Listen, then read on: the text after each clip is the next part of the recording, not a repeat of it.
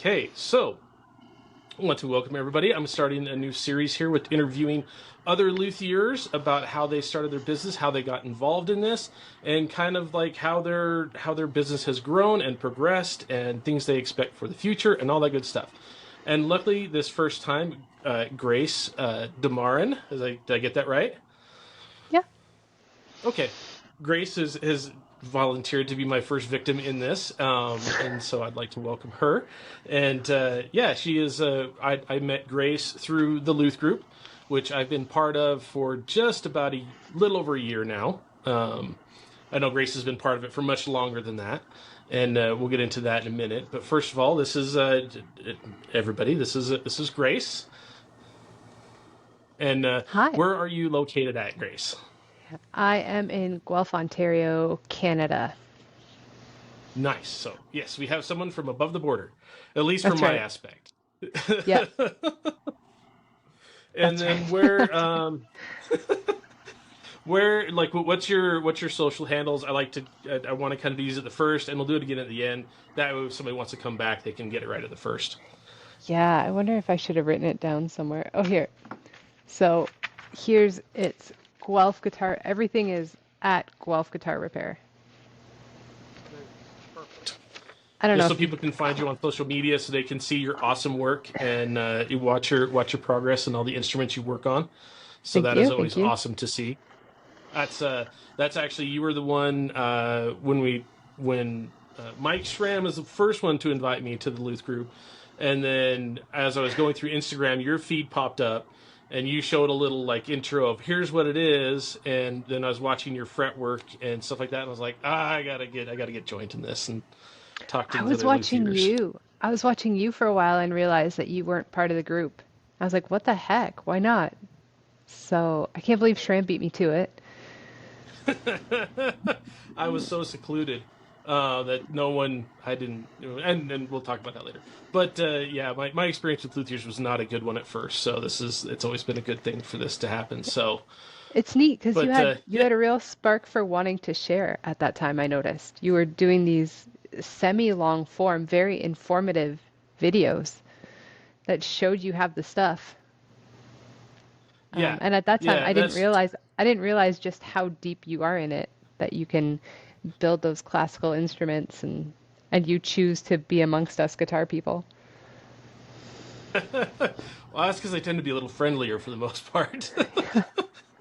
But no, it was one of those. I did that because I was so tired of the I hate to say in my area, the luthiers are not exactly friendly, and it was very gatekeepery and that type of stuff, and I hated that mentality.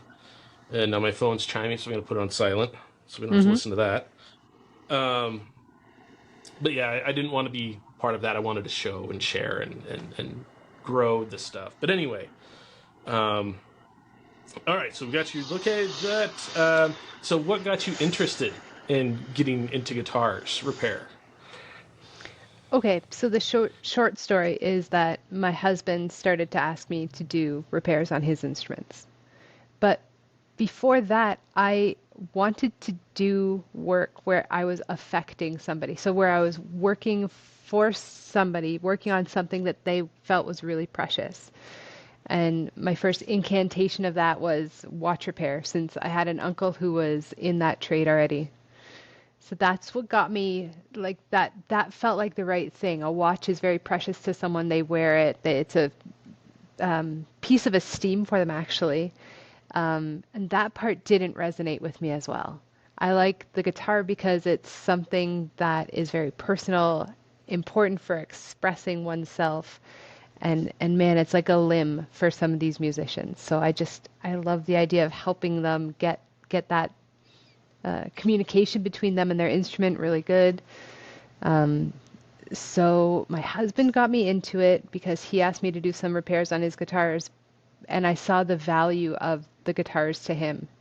I was also a bit of a player. My mom asked me to restring her guitars when I started showing interest in playing guitar. She was kind of nervous about restringing, so she let me take that risk of losing an eyeball if a string breaks. That was always her biggest fear. Fortunately, I've never lost an eyeball. I'm still I have good vision, luckily. And then, yeah, so I guess technically it was, oh my God, I'm rambling. So her asking me to get into it was maybe the very first bit.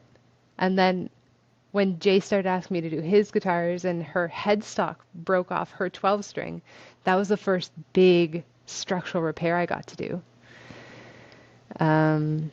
And then her sister's headstock broke off her guitar, and I got to work on that one. And I got to show that one recently on my Instagram. Just looking back at the repairs I did back then, yeah, it wasn't the first headstock break, but they're never exactly the same. Well, I took a route that I probably wouldn't take nowadays, but it is humbling to see that. So they're very humble I beginnings. love, yeah, I was gonna say I love to see some of my first repairs come through, and I go like, I have got better. Oh yeah, I've improved. it feels really good. Yeah, It's an interesting, it does. humbling moment. Yeah. But my personal favorite is when I get like one of the very first like guitar nuts that I ever cut.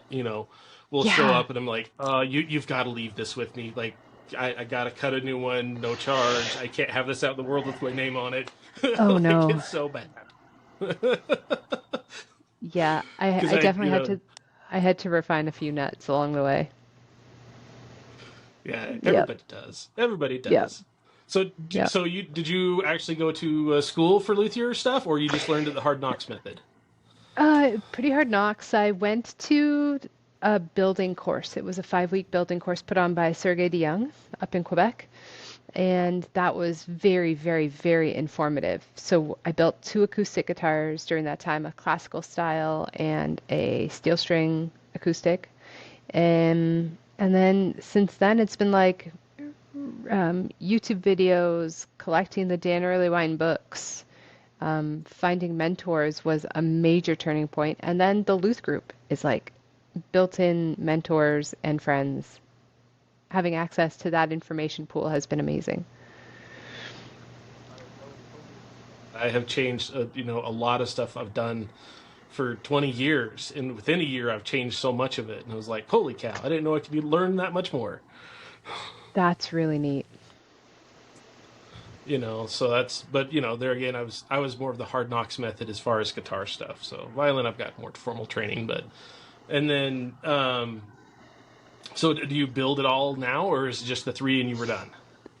No, it's just two, and I've got wood for other ones because I imagined I would be able to just, put together a guitar in my spare time, but life has had other plans. I've got 3 kids instead.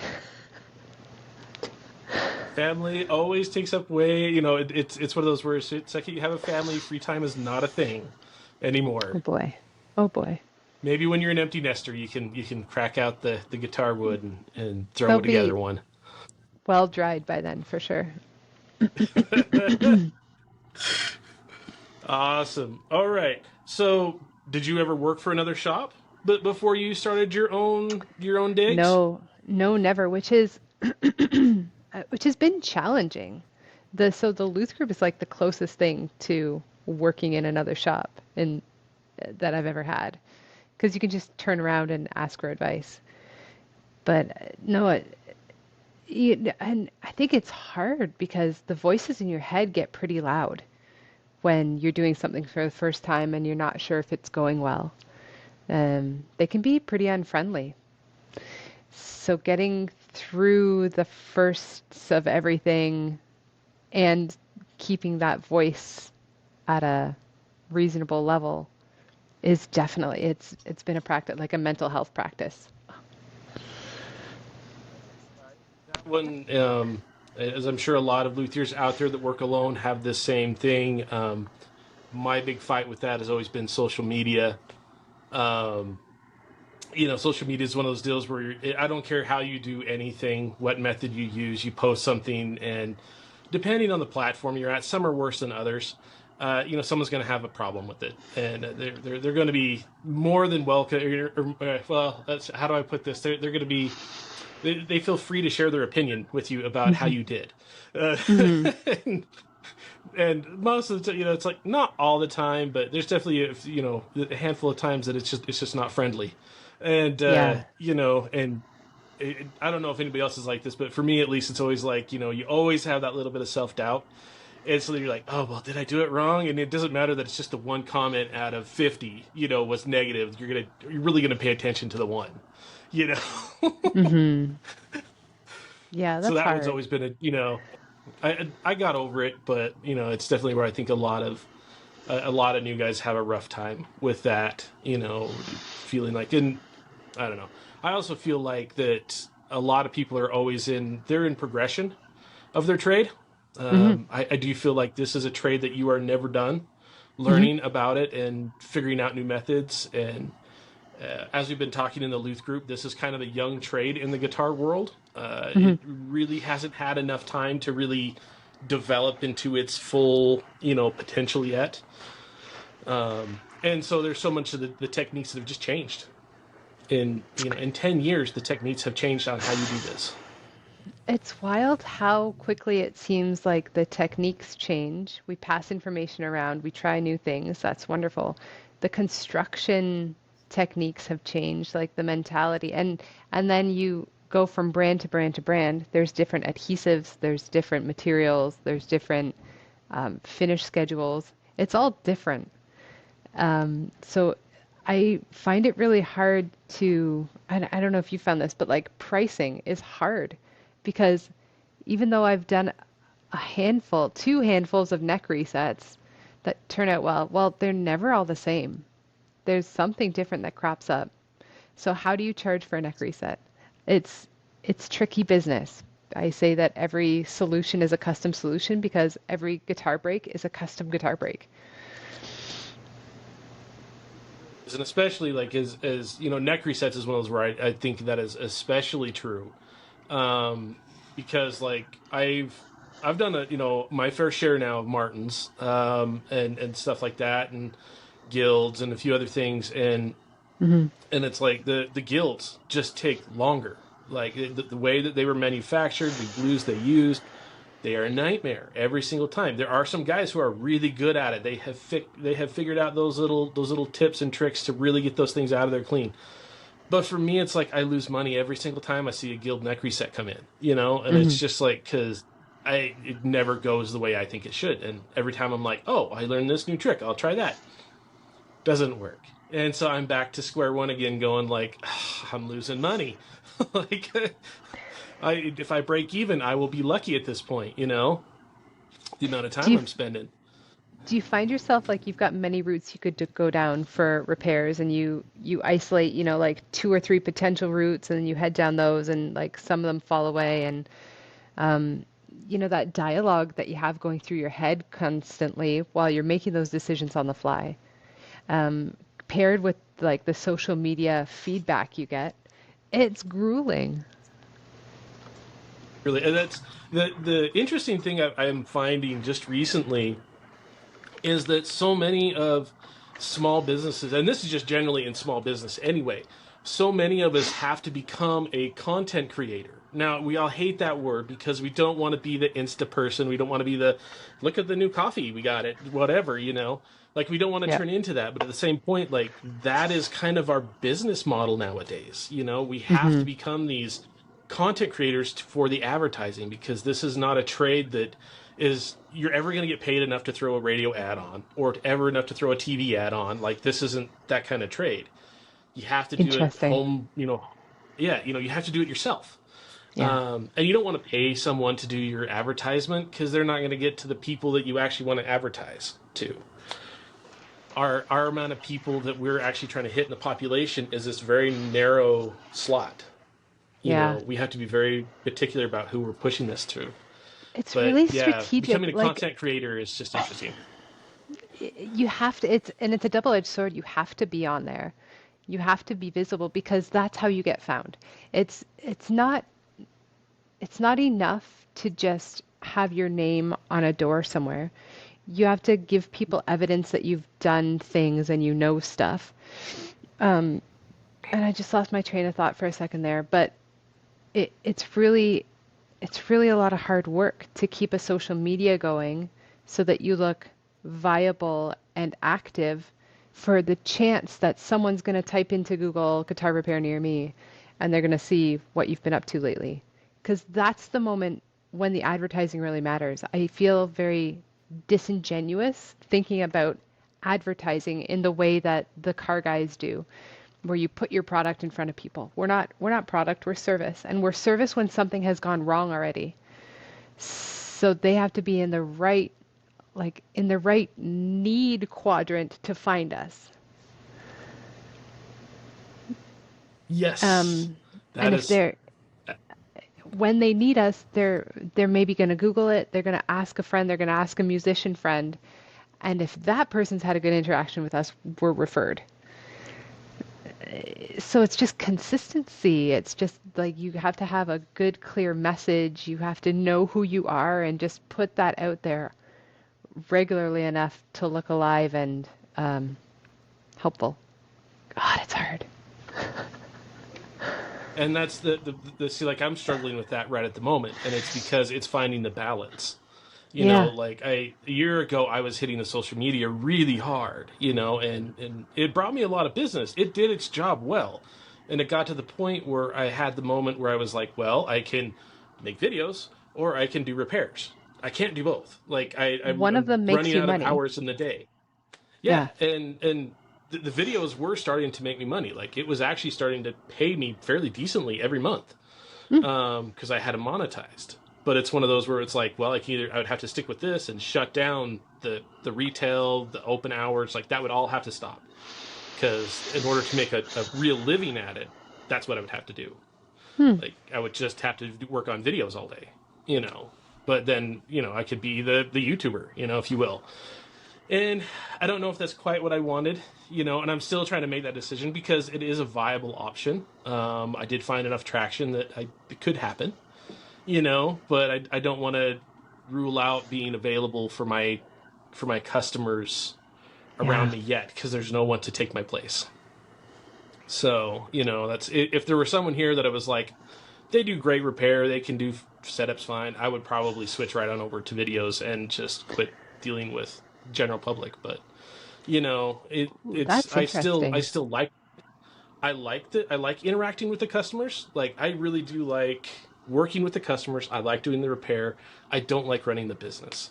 Yeah. And I think that's very true for most luthiers. And so the video is one of those where it's like I can still interact a little bit. I still do the work, but I don't have the business end isn't as nasty. It slims it down. So, but we'll see. I haven't closed the doors yet, and I don't Yeah, think I that's will really for interesting. visible future. I think that it's Yeah, cool that your community mindedness is preventing you from just becoming the YouTuber. yeah. It's it. It was part of the reason that I came back here. Like this is my hometown, and the reason I started was there wasn't anything here. And so when I came back, now there no one else has come in around me because we're too small. Hmm. And so it's one of those where it's like I kind of feel responsible for keeping going what I started, you know. But anyway, enough about me. We're here to interview you. Yeah, but you forgot that I enjoy interviewing people. I know, I know. This is a dual interview. Oh, which I think is kind of cool for all of these. You find out a little more about everybody. So, Yeah. what was your like the first couple of years of your business? Like, what was that like? So, imagine you were probably no, I think you were at your house, right, when Yeah, you I was at started. my house. I was at my house and I had a young child at that time, and then I had two, and then I had three young children. So the first few years, the business was actually super small. I think I was earning something like, I don't know, in the hundreds of dollars a month. It was super small, and I offered services like electric guitar setups. Like that's it. Like I would be wary of letting a Strat in because I wasn't so sure about the string spring balance yet. I wasn't sure about that wacky bridge. So I started really, really, really slow. And then as I developed more skills, I offered more services. That's just how it went. And I would tell my clients, hey, look, you're going to be the first strat I set up. Are you comfortable with that? Okay. Um, I've heard the phrase practice on scraps, or yeah, practice on scrap, but I don't think there's enough skin in the game when you're practicing on scraps. I think I'm leading with my heart. I'm doing my best work when and I'm sweating and I'm learning and it's really getting in there and I'm tailoring a setup for a client for the first time on an instrument. For me it works. Like you don't go crazy. You don't get any solvents, all over the place, but I think having skin in the game is one of the best ways for this brain to work anyways. Um, I do more kind of the way you do it. But there is definitely points where like there are some repairs I practiced more than once before I offered them out on the deal, but definitely like setup stuff, fret work, there's a lot of that where, like when I first started fret work, I definitely grabbed a couple, cadavers, out yeah. of the, guitar cadavers and threw them on the bench and was like, I'm going to file these frets, and figure this out. And then you learn really quickly that some of those are just hard to do that job on, like, leveling a set of frets on some Walmart special guitar is hard. It's harder than any nice guitar because this thing's so far out, Hmm. and then you really learn. You're like, man, I don't know anything. Like, how did I get this level? And it's like, it's not really your fault. It's the guitar's fault that it's so Right. bad. So there are some of those where it's like I've definitely done kind of that mix, where I've definitely had the customer come in with and yet again here you're gonna have a repair show up you've never done, and Yeah. you're gonna be that customer, you're gonna have to tell that customer, this is my first. Are you okay? Like, are you willing? I'll give you a deal We're because going into I'm gonna this learn a bunch. together. Yes, like Will I'm gonna learn a can we ton hold on your hands? guitar. Yeah. Yes. Um, hey, there was you mentioned fretwork, and that reminds me of the first time I had a really tricky Strat neck that I had to do a fret level on, and it was totally beyond me. I did it and then put the strings on and then was still buzzing. And I touched up a couple places, put the strings on, it was still buzzing. I was like, what is happening? So I brought it to my mentor. I said, I don't know. I don't know what to do next. And he said, okay, I've got a guy. And he introduced me to Ryan Allen. And so Ryan just said, hey, stay the afternoon and I'll just go over this with you. So he put it on his jig and like no sweat. This guy just and he did the skunk stripe down the middle, like a little bit of a flattening of the radius past the 12th, and it played amazing. He's like, you just missed like that detail, a detail that I didn't understand enough about, I guess. Had heard, thought I got it, missed it. He fixed it, paid him, got the guitar back to the client, played amazing. The value of having experts in the area that you can tap their shoulder and say, hey, help is awesome. And being fully transparent with the client about, hey, this is my first time. I'm finding this tricky. I'm going to bring it to my friend to help me out. Do you give me permission to take your guitar on a field trip? And I think that kind of honesty, it really builds a relationship if it's done in the right way. It's one of those where it's like I've had to learn, like I've had a lot of repairs go really well, and I show those, and you have the one that like goes back perfectly seamless. You can't Oh, see that there was any evidence that you were there, yeah. and those are great. And then the next customer comes in and I want that repair, and you go, I can't promise that repair. That one went really well. This one may not. Yeah. And it's like and curbing those expectations constantly is something interesting that I've had to learn with customers and been like, like, oh, we don't want to be able to see this chip. Take it somewhere else. Because I cannot promise that chip will be flawless. Like, Hmm. yes, I've done it, but I can't promise it. Yeah. And that to me is one of the biggest killers of, and it does keep your ego in check, being that way, because you're like, I can always, you have those, you have those guys, and I know you've probably met a few of those guys through the years that are like, I can fix anything. And it's like, Well, yes, but someday you will find a repair that is going to humble you. Yeah, you're And right. I've found more than my fair share of humbling repairs that I thought, I knew like, oh, I can get this done in an hour, and 6 hours later you're like, what am I doing with my life? Yeah. What decisions did I made to lead to this road that I'm now stuck on? Yes, Yeah. exactly. And so Oh, what do you go ahead. so I tell clients, I can make this brake solid, but I do not guarantee invisible. That is exactly what I have been telling all my clients lately is just like because I I've learned enough that even when I think they're going to go flawlessly, that sometimes they just don't. And it's better just to not to promise flawless. And when it happens, then you get that extra little bump from the customer that says, "Oh my gosh, it looks so good," and you're like, "Great." Yeah. Yeah. And I feel like we hyper focus on the tiniest of details, which is really to our benefit because it's at a level that the client's not going to look at it. Like it's way too micro. We're freaking out about a hairline something. But when they look at it, they're like, that's awesome. That's great. We can really beat ourselves up by going so micro and forgetting that this is an instrument that makes music. It is actually not a piece of art, even though it is beautiful. One with touch up for me lately, it has definitely been like if I'm struggling, I hang it on the wall and be like, I'm gonna look at that in 2 days. Like I That's I am awesome. not gonna look at it for a couple days. Just straight up, I'm not gonna look. I'm gonna come back with a fresh set of eyes and perspective. And 9 times out of 10, I go walking by it 3 days later, look at it, and go like, "Well, I can't see the touch up now. What was I fussing about?" Because it just you got out of that mind frame of like this is the wrong shade of yellow.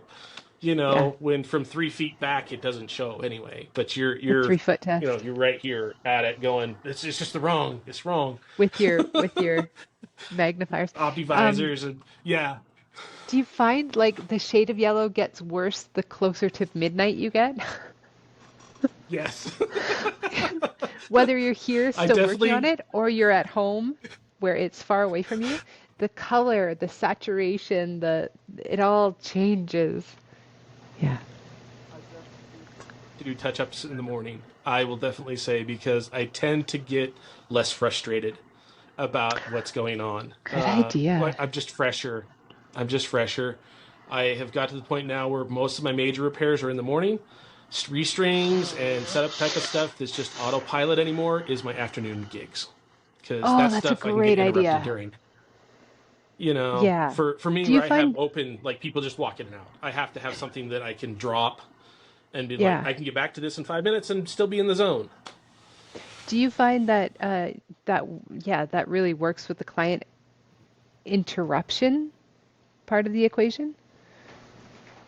When do clients start coming in? Like when is a busy time that you're going to get interrupted, you know it?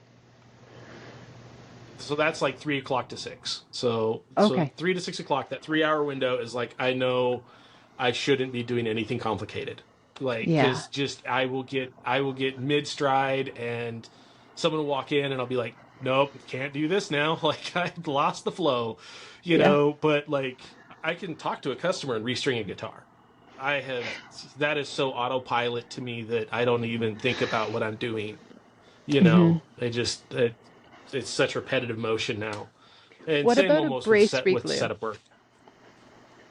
That I don't like doing gluing with clients Yeah. around or if someone walks in I'm like I will be with you in 15 minutes when this is done. I cannot spare the brain power right now. I even turn off the music when I'm doing that, or I'll turn off the luther long volume. I just like there's such a list of things. I'm having such a conversation in my head while I'm gluing and clamping and calls and like cleaning up the glue squeeze out. It's constant. I honestly listen to a lot of instrumental music because it's not as Yeah. it's very easy just to tone out. I love listening to classical or jazz when I'm doing gluing stuff because it's there It's kind of keeping the brain somewhere calm. Yeah. You know, I tend not to go off in rampant directions as easily with something playing in the background, but it can't have like Yeah. if it's words, I'm lost. I Oh, can't that's deal with really, it. so But it'll draw you in. It'll be too yeah, distracting. but I'm That's I'm really ADHD, neat. so I have to have sensory input. You know, like Yeah. it's one of those where silent rooms don't do me good. You I just go have too rough far times with away. that. I go Okay. everywhere, like and everywhere but where I should be. And so I see. music in the background helps a When lot did you for get me. And I have a diagnosed? daughter that's the same thing. Yeah. Never have. I've had Oh, okay. like I've never been formally because I'm Hmm. not bad enough, but I know enough. I've had two of my customers are psychologists and they come and talk to me and they're like, "You are ADHD so hard." Like So hard. So ADHD. yeah, they're like, "You have it so bad, but you've just learned to deal with it, so like just keep going." It's like, Yeah. "Okay, cool." That's I have a niece that is autistic and ADHD to boot. She's both, and my sister's like, "You were definitely ADHD as a kid." Like, Yeah. and I see her and I'm like, that's kind of me." Yeah. It's familiar. Yeah, I know this game, so it's fun. So I've learned to deal with that. And Yeah. if you ever see video of my shop, you will see the chaos around me, and that it's just it's how I am. Yeah. As much as I try to clean within 10 minutes, it's gonna look like I did nothing Is that because what it I am looks just like in that there too? personality. Hmm. Yeah. Hmm. It never shuts off. It always runs, and it's Yeah. fine. It's good. Yeah. Well, you're a successful So adult, what's so you've figured out whatever crutches you need to make it work. yeah. Luckily, I'm not too bad. Like I'm definitely not the most severe out there by any stretch, but I definitely have those tendencies. But yeah. So so okay. Here's a good question. For what is like? What's your like? What skill? Since we're talking about skills, what do you feel like? What skill have you like mastered? Like, what's the one that you feel like I have got this? I can do this every time. Like, what is that for you? Because I know everybody's a little different. I'm kind of afraid to say it because I know when I do, then something's going to walk in the door that's going to be like crazy, and I will doubt Do my that anyway. life. Uh, like I really like headstock breaks because you take it from an instrument that can't play. It's I don't want to say it's easy, but I've learned enough little ways to fasten it together that pretty much anything that comes in, I can put back together in a solid way. And I know there's techniques out there that I still have yet to learn. So the possibility to grow with that is still there. So I think my favorite one is headstock breaks. That surprises me. I had something totally else pictured for you. And that's What? okay. What did you That's why I think? like this. That's I thought your fretwork because I think your fretwork is phenomenal. Every Oh, time I've seen your thanks. fretwork, I'm so jealous. Oh, thanks. Yeah, I do like making those fuckers shiny, but but it's so repetitive.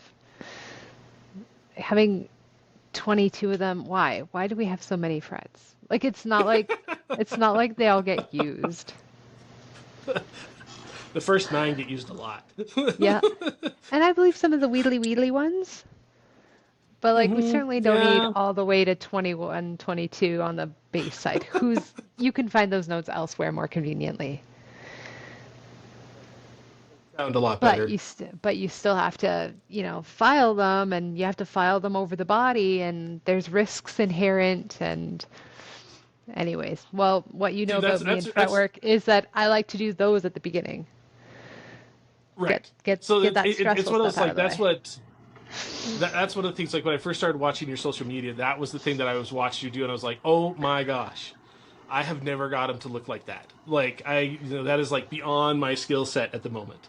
And it's not that I hadn't got them polished, but I had never got them like that consistent. Oh, okay. It's one of those where it's like because not every fret job looked like that, and that might be whatever, but Yeah. I've learned a few things since then. I'm still learning, and that's the best part about this trade. Yeah. Um, is learning those tips and tricks, and the Luth group has helped tremendously to now where I like today I feel a lot more confident about my fretwork than I did a year ago. You Yeah. know, Yeah. like a year ago, it's like I could get a nice, usable, playable fret job. Like I could make them play, but I wasn't Yeah. always happy with the finish on Hmm. the fret, and that's totally like no one cares.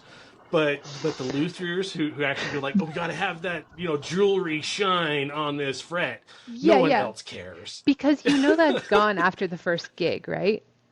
Like the Yes. player Well, plays it and they're gone. There was some times where I'm like I tested this guitar and I can see where the string touched it. And what did I do it for? Well, I did it for Instagram. So Instagram, you're welcome. that was one of my biggest pet peeves always has been like I would get them all buffed out. I have the Fordham with the buffing wheel, and they would all just be mere shiny across there. I'd oil the board, and now they're hazed. And I was like, Mm-hmm. And did you oil the board using like paper towel? Because paper towel is even yeah, enough to scuff. If you're going this way, you got to go this way. Ah, it's so stupid. Some of that exactly. stuff feels like it's And vanity. It's vanity. it is So it's like such you Go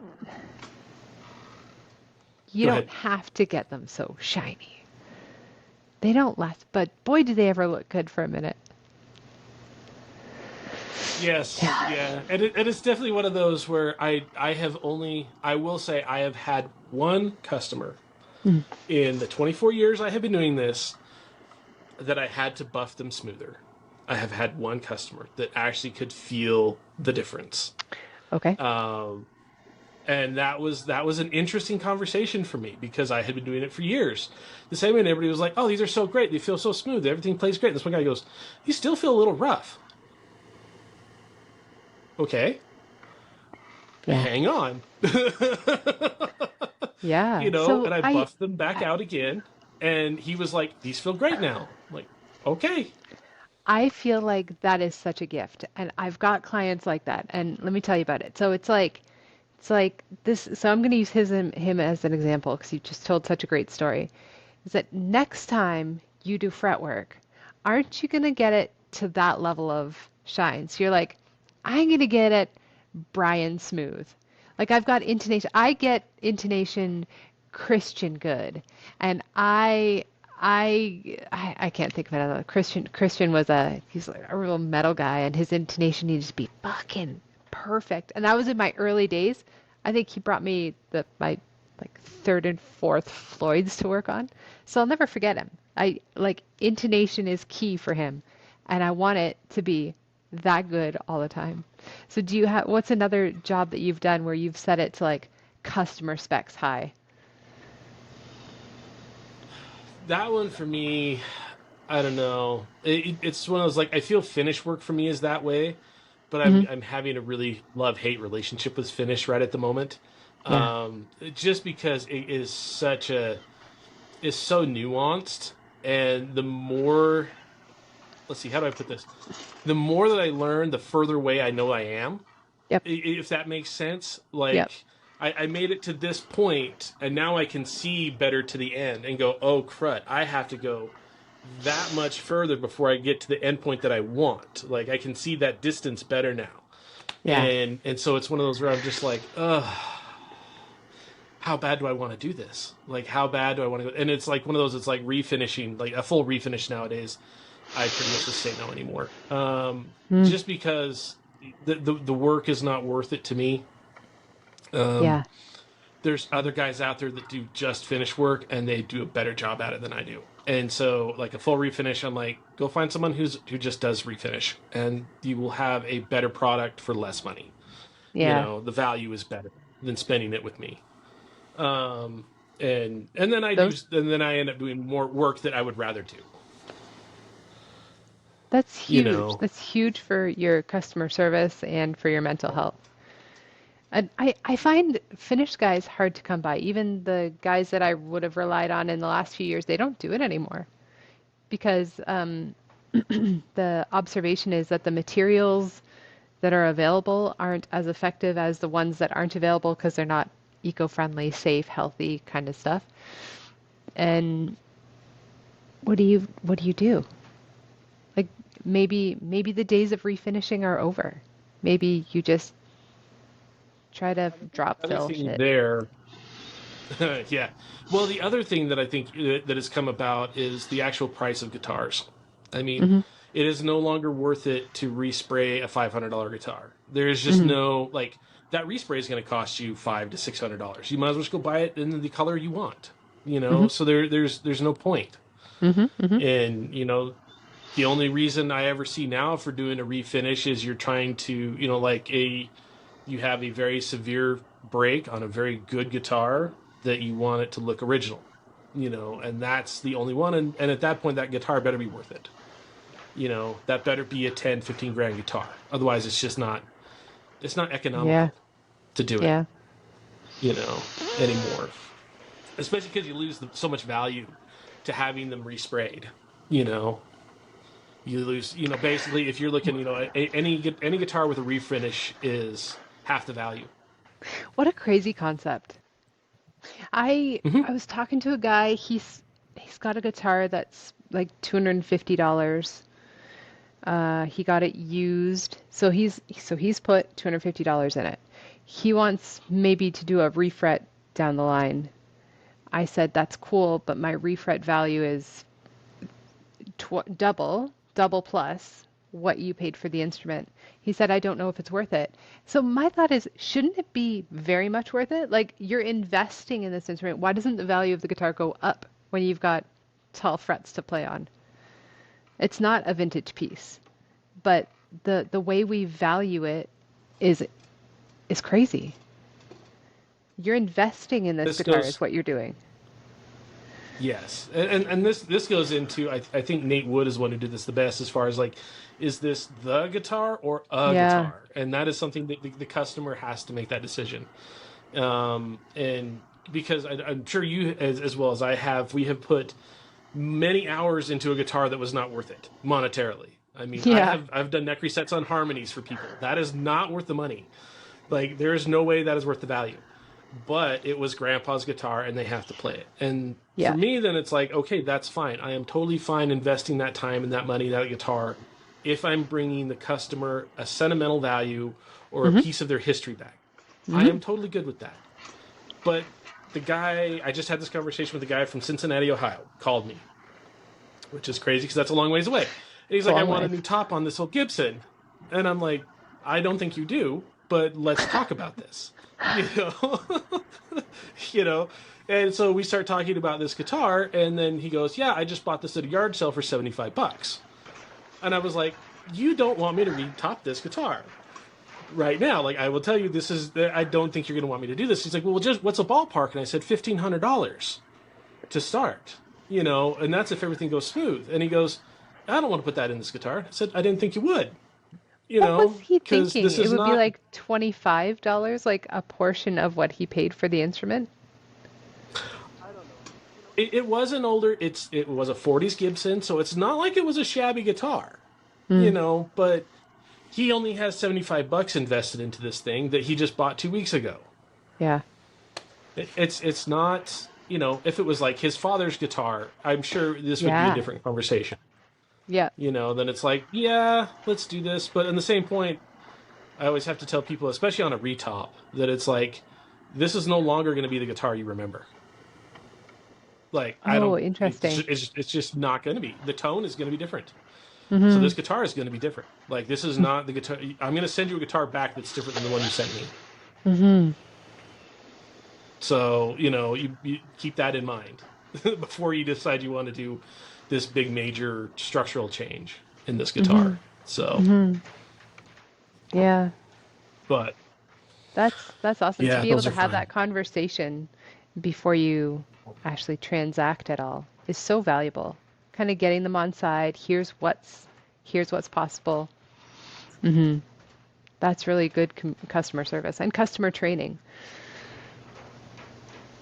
One of those where I think that's one of the hardest parts about this trade Hmm. is actually learning the customer service part. Especially because so many of us tend to end up being hermits. Yeah. you know, we get down into ourselves and kind of lose the aspect of dealing with, wanting to deal with the customers Yeah. and the customer service aspect about it. I mean, so what's the hardest part for you? Like, what is the hardest part at this business for you to do? Yeah, it's the customer stuff. Um, I've started to say that like the first step of customer service is customer training because you need to, like we said about the social media, you need to get your brand out there, and your brand is like who you are and how it's going to feel like to interact with you. And then the website needs to be a consistent message, and your answering service on your phone needs to be a consistent message. Your hours need to be regular. And then once you've got that in place, given good instructions for the client to follow, here's how you book an appointment, here's how we'll handle the transaction. Um, you know, don't bug me in between. It's really hard nowadays when we're used to Amazon. You click and ship and it'll be here tomorrow. That's not how we work. And we have to train our clients to understand that this is a service that is a delicate blend of science and art, and it takes time to do. And I care about your instrument and I love your instrument, and don't bug me. Not because, like, how do you say that to a client? Like, it's hard. It's hard to say that to a client. Like, I know you're invested. I know you're excited. So am I.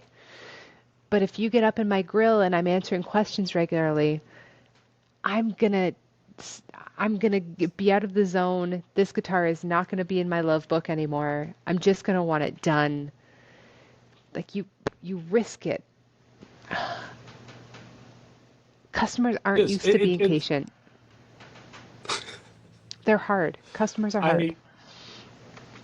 I I see. Personally, I think what's the hardest for me is the inconsistency in customer relation, Yeah. and this just goes because every customer is different that walks through the door. I have had, and is the record. I'm sure as so far as I've heard in the Luth group, I have the record for the having the instrument the longest. I had one for 14 years.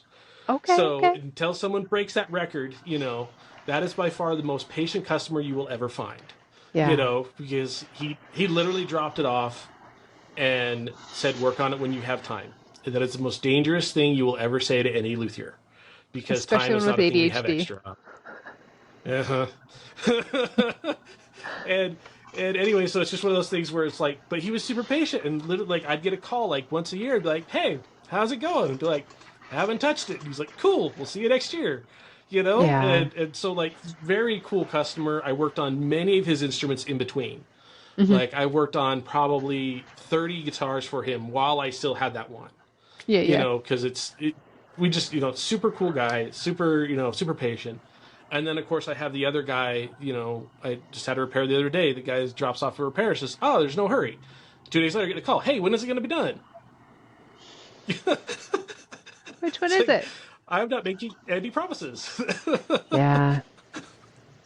It's really hard. And like we talked about every job being a custom repair, it's really hard to anticipate what the turnaround time for the job that just came in is going to be when you don't know what the complications of the job that you're working on presently are.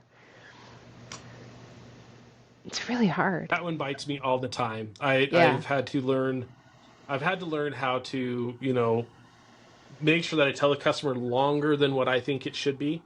Yeah. Because it's definitely one of those where, like, "Well, how long you need it?" And I've got really good about being like, "You got to give me a couple weeks." And then if I get it done in a week, cool. They're super happy. Yeah. It means that everything in front of them went smoothly and I got to it before I thought I would. And, or at least in the time frame that I thought I would. And I gave them a grace period to give me a minute if something hit the Yep. fan Yep. before it gives me a day or two to catch back up. There's a lot of repair guys who aren't even giving estimates of time anymore. Just, it And will be done. in some I'm ways, I think committed it's to doing it. wise. I get paid when it's done, so I want it done. But I have a hard time finding that balance because so many things you're like, as I have learned, like, I'm starting to do batching a little bit. And so every once in a while, things will come. Like, I'll do them out of order just because it's like, "Oh, I'm doing restrings, yep. and I've got two more that just showed up today. I'm just going to throw those in the line Yeah. and shove them out really quick." You know, And so then everything kind of, my list starts to get staggered with things in different processes along the way, but that's okay. It's Mm-hmm. okay. Mm-hmm. I'm getting there.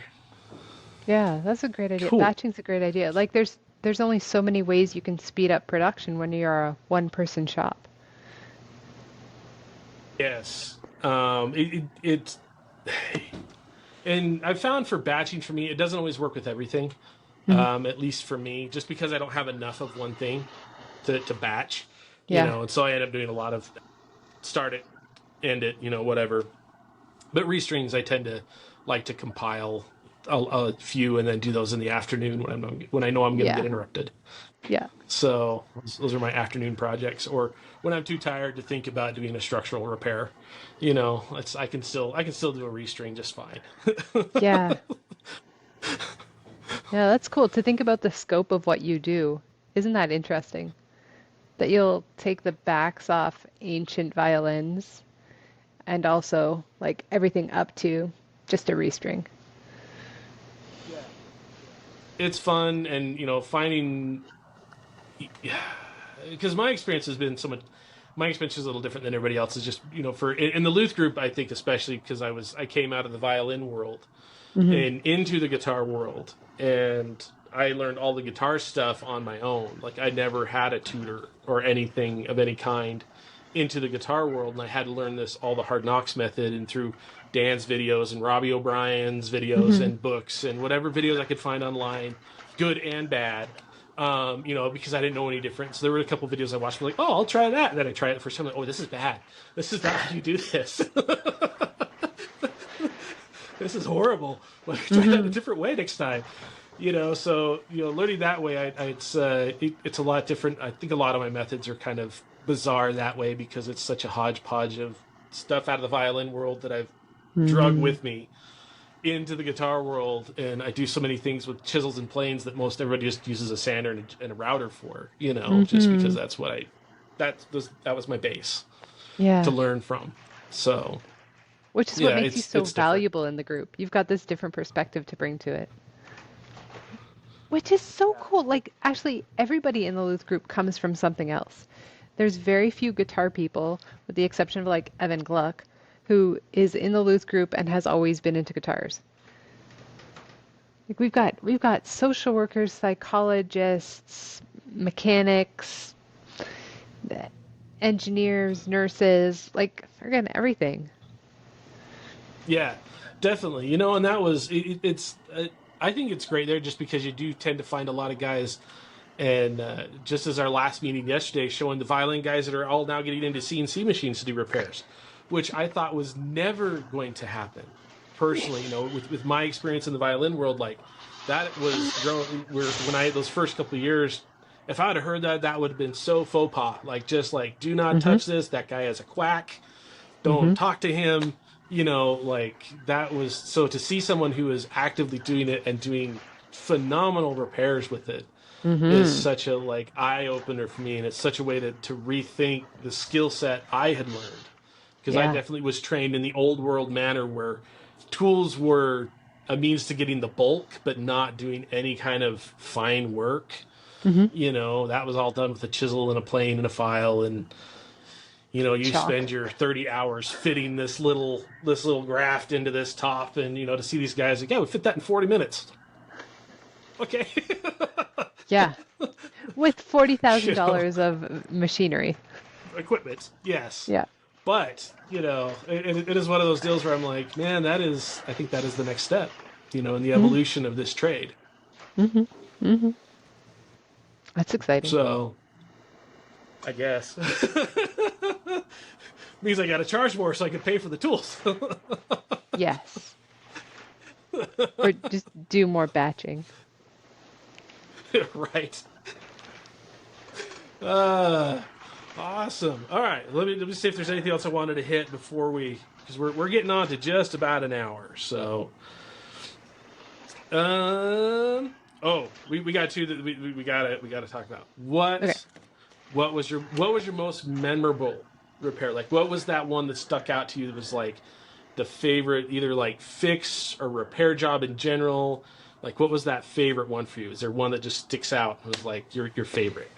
Yeah, I've got a favorite one, and it's because it's so many factors, but um, I worked on a 12-string villager, and it's up on my website. It's one of my featured jobs. Um, it was a really interesting job. I can't remember every detail off the top of my. I don't think I'm going to accurately be able to tell it. You have to go to my golfguitarrepair.ca to read the featured job. Uh, yeah.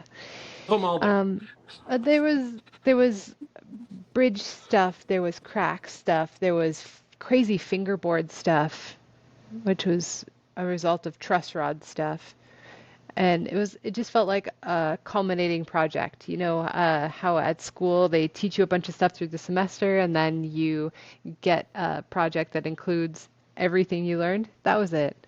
It was really, and I'm really, really happy with how it turned out. And I've seen it since, and it's just ticking along so well still. It's a great guitar. Cool.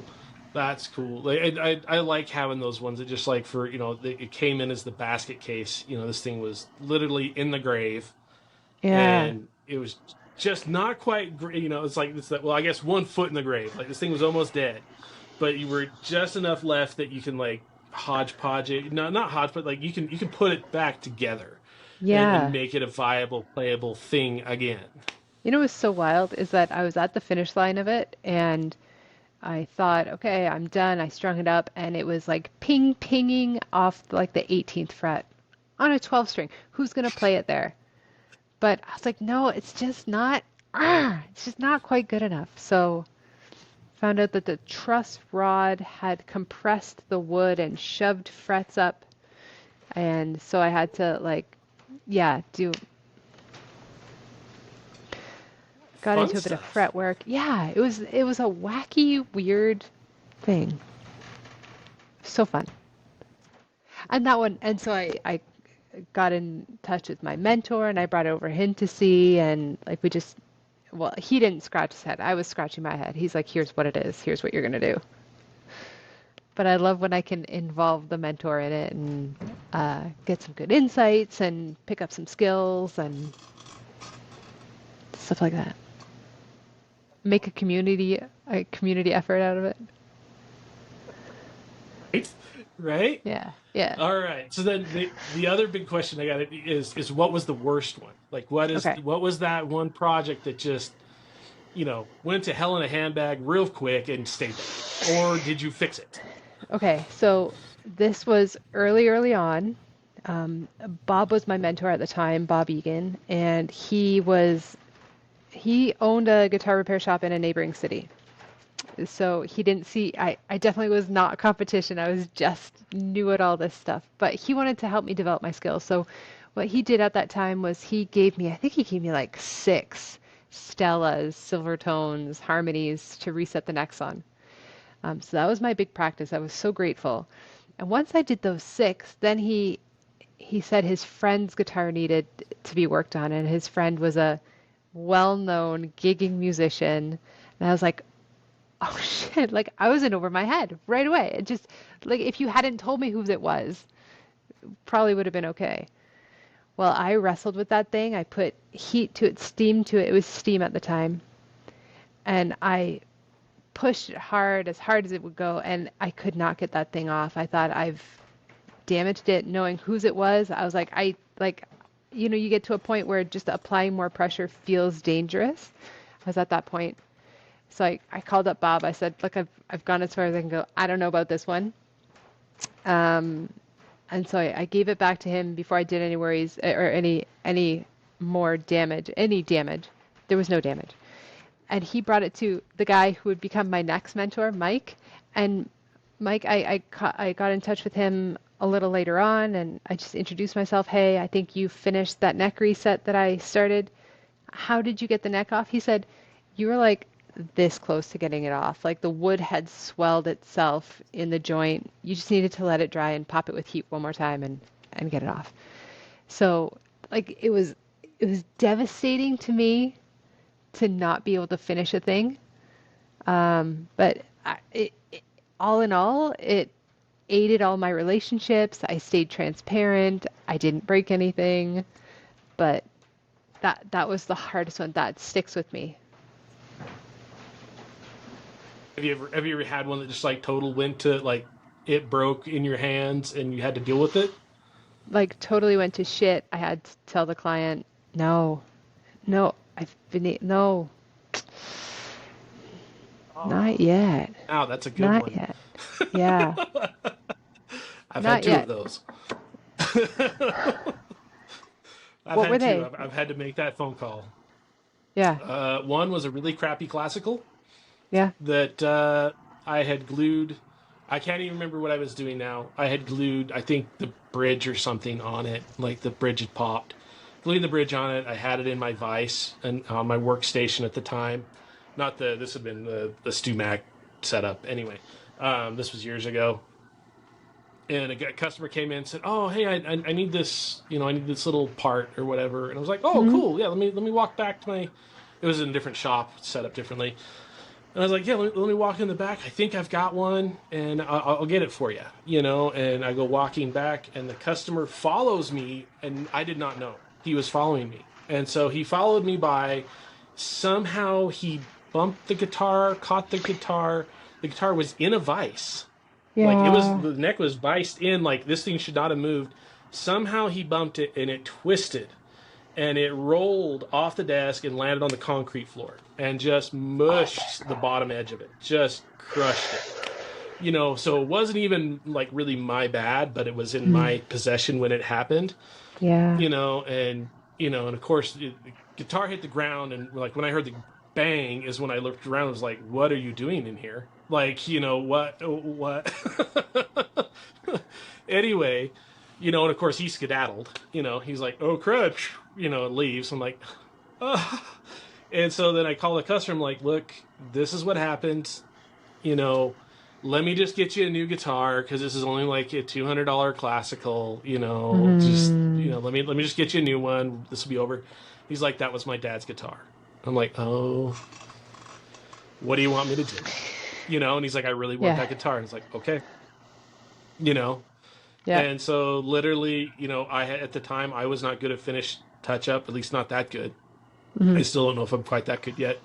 And I actually had known a guy that did finish furniture touch up, and I was like, dude, I need your help. I can do the structural aspect, but I cannot do this touch up. Like I have no clue how to match this old, and it was an old Brazilian veneer on this, and so it was like Hmm. I cannot match this. I have no clue. And he came in, and once I had all the structural part of it done, I paid him. It was like $200-300 to come and do Yep. the finish work. And he touched it in. It looked really good when it was done. And so that was the $200 guitar that cost me, I think, close to like 500 to 800 by the time I was done doing everything to get it fixed. And customer still Yeah. has it. I still have the customer, still one of my good customers. But Yeah. that was one of the two that was just like, you know Yeah. everything just hit the fan at once. And of course it had to be some sentimental piece. Yeah. Yeah. Actually, you sparked my memory. Can I tell you? Can I tell you another one that went weird? Okay. So recently, I was taking. I had a guitar that came in. You and I talked about this one actually. It was a Norman. The fingerboard just became unglued from the neck. It was held in by two like set screws down at the bottom. I don't know why. It wasn't glued on. It was so weird. So I took it off, no problem, cleaned it up, glued it on. When I glued it on, I looked at it when the glue had dried and it had shifted a little bit. So I was not going to I do. remember that. So I went to the work of taking it off, and I will never doubt the original formulation of Type Bond ever again, because that shit was solid. It was so hard to get a freshly glued fingerboard off of the neck. Well, I struggled and I fought with it. I heated it up and then I started applying some water, and I thought this, because the water vinegar will start to help, like chemically help to break down that glue. So I got my knives and I got my heat lamp and I got, like, I'm spritzing in a little bit of water, and then this black, juice starts coming out of the neck and and and staining as it dribbles down the neck. This black. I was like, what is happening? So I got to get this thing off, and I stopped with the vinegar water. So it turns out that the vinegar water was like oxidizing the truss rod in there, which was then dribbling out. So, well, present Grace has to get this fingerboard off. Future Grace will deal with that. I hated that. I hated that so bad. I re-glued that fingerboard on using different techniques. I think I applied glue 5 times. And each time it was like just a little bit off or a little bit up or a little bit, I don't know, a little bit gappy. I thought it was the job that would never end. Again, like not an expensive guitar that took me hours and hours and hours to get all the details correct. So in the end, I should tell you that I contacted my friend Ryan McKinnon, and he told me to use some oxalic acid to get rid of the black. And sure enough, like a few applications of it just pulled it right out of the wood. It was the wildest. It all went together well Is in what the they call end. it. Hey? They call it wood bleach. If you Wood ever, bleach. that's its generic name is wood bleach. It's, you go to the hardware store and you'll see a product in a little plastic cup and they call it wood bleach. It's oxalic acid. That's all it is. And Uh, so you can find it in any hardware store. It's just diluted down. I But call yeah, it my it's savior. that. So that oxalic acid can also be used on cracks if they've gone too dark. You can take a little oxalic acid on a Ooh. brush, you can wick it down into the crack and it will lighten that wood up to where it looks more fresh instead of dark. So Where that it's is another absorbed really cool dirt thing you can do with over the that. years. And just oxidized, Ew. because if it's an old crack that's been sitting open for decades, that wood oxidizes faster than the lacquer finish, so it's always darker. Yeah. And so that's one way you can go in there and lighten that crack up a shade or two to get to make it look more fresh. Hey, sometimes when you have a crack and you want to put CA glue on it, but the CA glue is going to darken the grains at their edges right at that crack? Could you like lighten them with oxalic acid and then do the CA glue? No, that wouldn't work, eh? I found out the hard way. It doesn't work. It's still it's the CA glue soaks in too much. Yeah. It changes it goes into the grain structure Cells. and Yeah. fills in the voids, if you will. And I think that's really what happens. It goes in, That's good. That's what it we fills wanted those to do. voids in.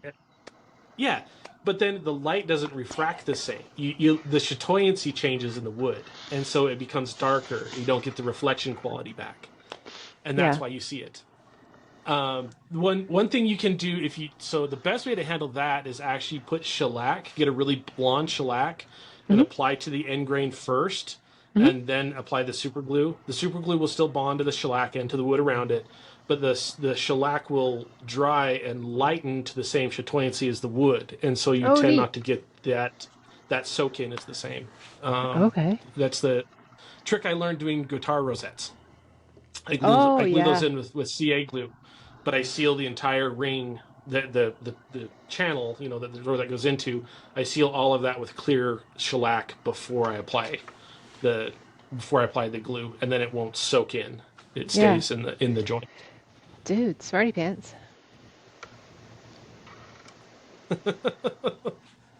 Yeah, it's okay. Everybody learns it at some point, but yeah, that's a good trick. And there's also a really good trick for touch up on cedar tops. Mm-hmm. Put clear shellac on it first before you apply finish. It will Okay. keep the wood, and you'll apply it on, let it sit a day, and then apply the clear lacquer. It will stay a lighter shade. It won't allow the cedar Ah, to go as dark. I will remember So that. that's another really good pro tip I learned on Taylor guitars. Yeah, So okay. because guys keep on roasting through the finish on Taylor's, because I don't they're doing the Willie Nelson thing or something, Mm-hmm. and that was a trick I learned, was that it keeps a similar shade. Awesome. Thank you. Oh, this has been so Yeah. valuable. Yeah, that's all stuff I learned. Like I said, that's the hard knocks method. I shared that one with Dave. Dave actually shared it with Taylor Guitar now. Oh, So really? Taylor now does that too. Yeah. Hey, that feels good. They call it the Luke method. Yeah, I was like, I thought, yeah, I was gonna say, I thought that would have been a thing by now, but apparently I was, it's, I don't know. Dave, that's how Dave does it now. Dave Stouty. Yeah, yeah. Okay, one more because this one is I think a good one because I have a fascination with tools. What's your favorite tool?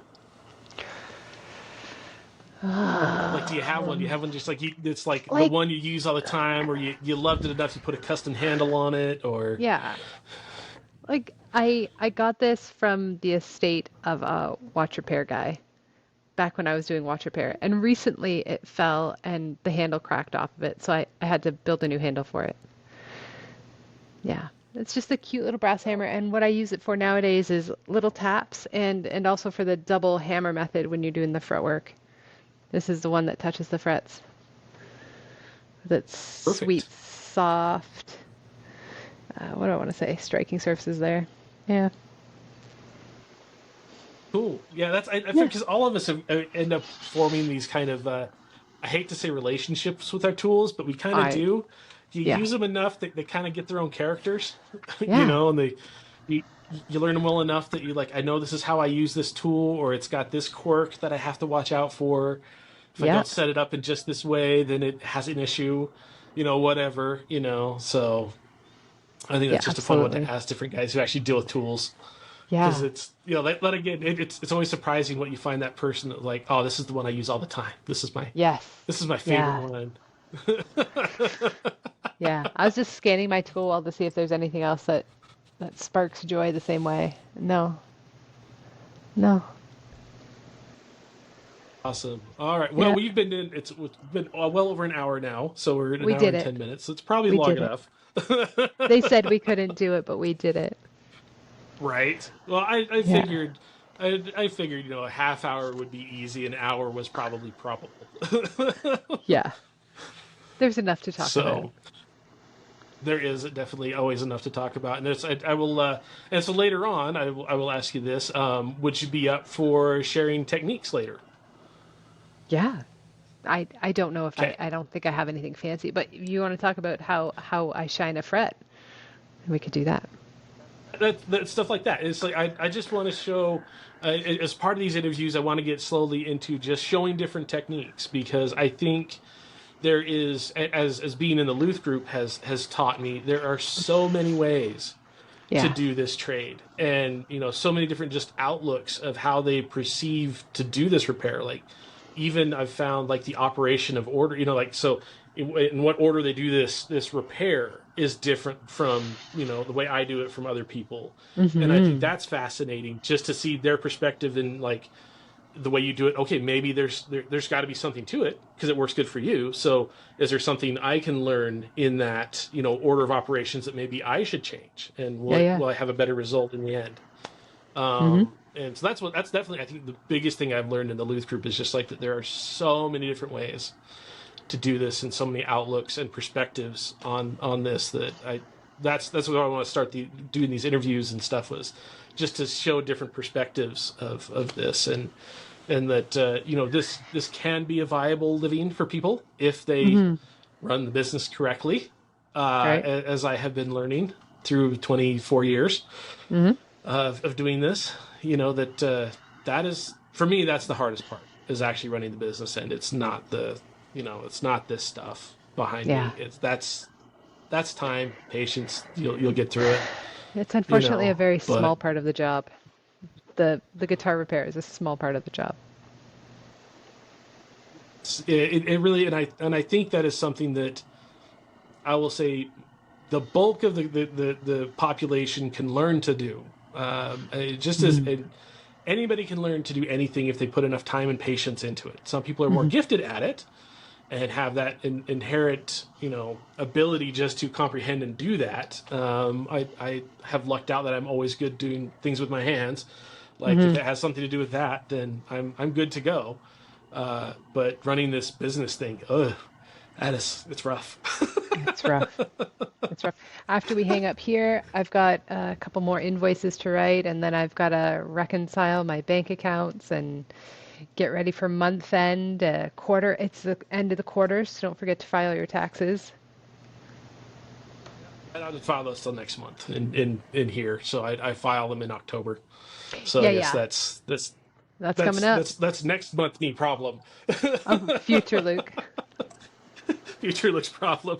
Yeah. Next week is I'm doing the bank reconciliation and all that, doing the writing all the checks and the bills and blah blah blah, and sending invoices. That's next week. All right. Today is Friday, and I'm going to just work on repairs that I feel confident on. Well, awesome. Kick their Well, butts. thank you, Grace. Yes, for sure. Thank you, Grace, for doing this with me. It's been a pleasure and awesome. And one more time, what's your social hit? Your I'm social account? at Guelph Guitar Repair for everything. Perfect. Yeah. Perfect. Just because we want to send everybody over there, and this will be posted on my YouTube channel, and so I will send you links once we get there, and we'll start sharing this and share it back and forth. And anyway, and also for the rest of you that are watching, if please make a comment if you have other questions you want me to ask during these interviews. If you are another luthier and you want to be on this interview, please make a comment and let me know. I'm totally interested in interviewing those. And even if you just own a small business, I would be kind of interested in interviewing as well to see if there's crossovers. I do have a buddy that's a YouTuber by trade, and I'm trying to convince him to come let me interview him. He has not sold yet, but we'll see what we can do.